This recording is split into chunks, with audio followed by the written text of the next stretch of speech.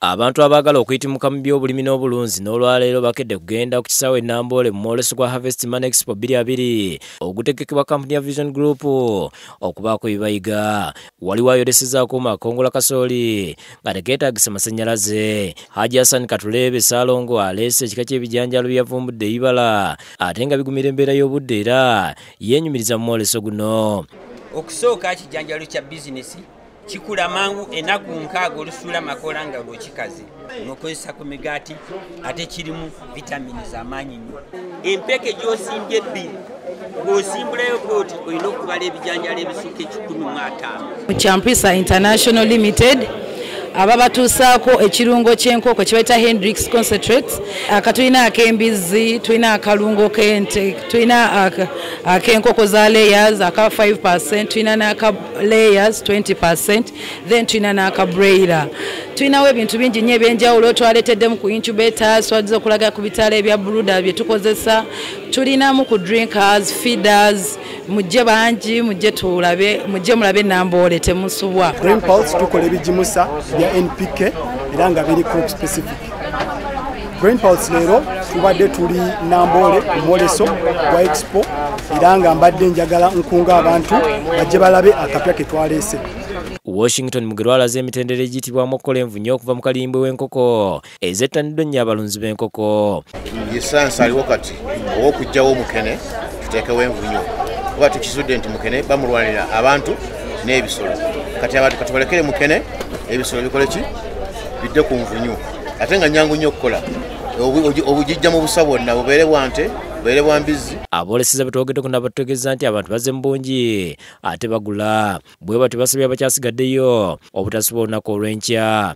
Twaleese omunnyo guno ogw'ente ez'ennyama n'embuzi nga gulina ekyewuunyo kimu nti ente oba embuzi bwe ziri omunnyo guno mwana wattu tekuba nkwa tekuba kawawa. Tukowola abantu bonna okujja ku tenti yaffe wano ya anti-porridge mutuwagire ebintu byebigo byonna byonna twabirongoosezza tulina instapo obuli instant. Abantu abazze mu mwoleso guno bategeeza nga bwe gubayambye okutumbula ebyenfuna byabwe era ne beebaza Vision Group olw'enteekateeka ennungi. Tukola eddagala ly'ebitooke naye kyenjogerako n'emmwanyi n'ebirime ebirala. Eddagala ly'ebitooke ligema n'okulwanyisa obulwadde obuvunza n'okukaza emirandira gy'ebitooke.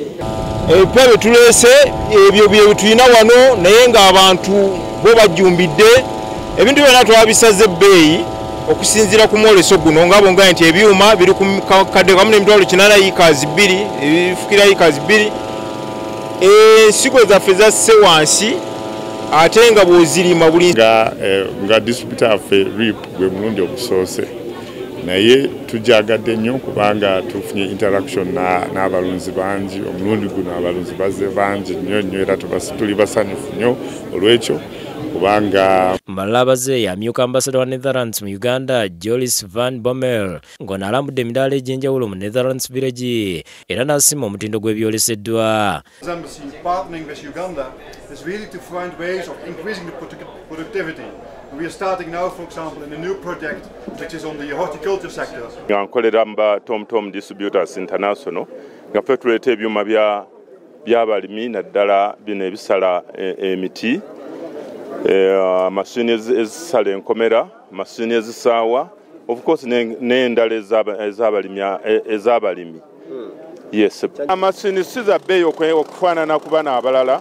Ekirala ntukukwataganya ne banka n'ekuwa mashini gwe n'osasula banka ku lunaku olwo olumu ate tukuweerako ne garanti ya myezi 6.